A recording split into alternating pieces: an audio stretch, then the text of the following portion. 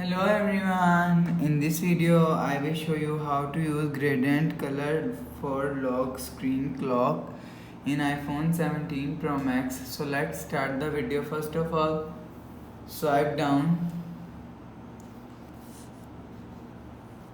Now here just click and hold. You will see customize, so click on customize.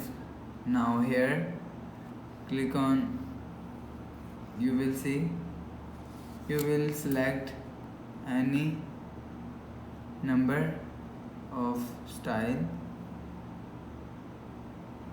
and any color.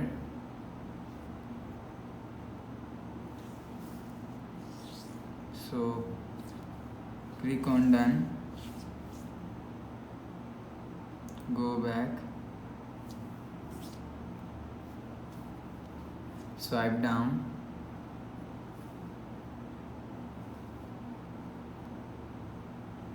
so click on customize, time, done.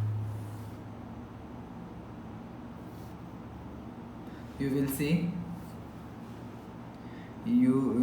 so that's how you can gradient color for lock screen in iPhone 17 Pro Max. Hope so you like the video. Thanks for watching.